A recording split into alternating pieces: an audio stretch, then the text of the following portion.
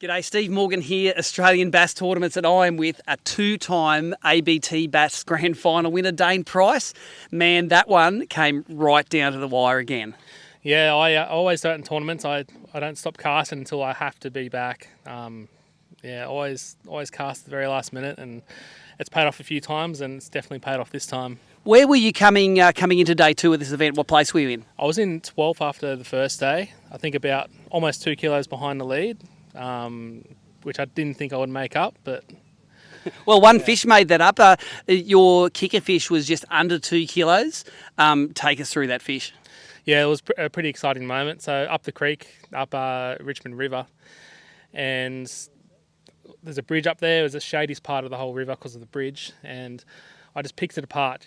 I had 7 or 8 casts at it, and I was just about to give up and try another lure down there, and he's just crunched it, and luckily he swam out from under the bridge straight towards me, and it was a bit of a heart-racing moment. I nearly had him in the net, and then he swam off, and I could see the jig was barely in his mouth. And anyway, he come back in. I said, "This is the one I need." Got him in there, and I'm surprised no one heard me swearing from here.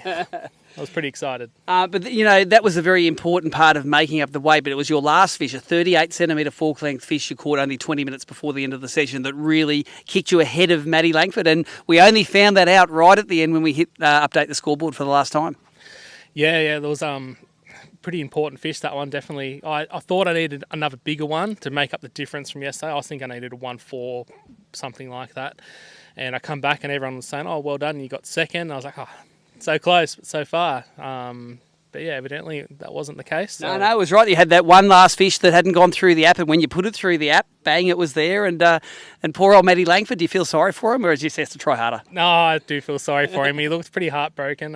It was hard to see, but he's an awesome angler, and he's taken out Angler of the Year. Like that's a good consolation, isn't it? It's a great consolation. Yeah, Angler of the Year. I think that's the most prestigious sort of award you can get. Really, it's the consistency throughout the year.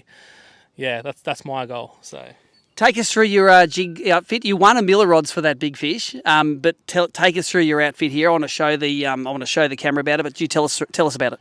Yeah, so it's a Miller rods Swiss Freak UL. It's a favourite rod by far. For everything I can on it, especially the jigs. It's diver braid with Sunline 10-pound leader, and it's a purple black Vex swim jig. So I normally throw my black brown. Everyone knows black brown's my favourite.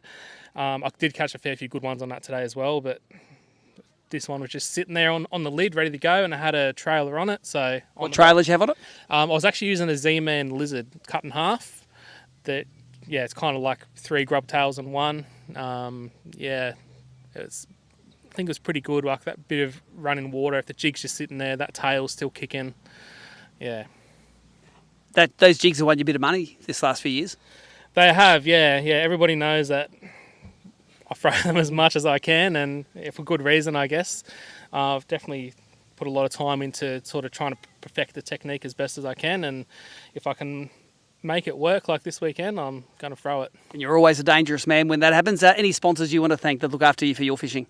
Yeah, absolutely. Miller rods. Ian's been really helpful. Dave from Vex Performance Lures, and Australian Bass Angler at Penrith. Thanks to all those guys. They've done well sponsoring you. They've backed the right horse, and I think it's a great end to a great tournament. The Richmond River really turned it on this weekend. Yeah, it did. Yeah, everyone was saying it was going to fish a little bit tough from the flood. I think from reports it was tougher than previous weeks. But yeah, it was still unreal. I caught plenty of fish every day, and yeah, I love coming here. I love fishing rivers. I love picking apart structure. It's the kind of fishing I like doing. So, well, there you go. That's the word from the 2021 Bass Pro Grand Final champion. Let's see if this man can make it a three-peat in 2022.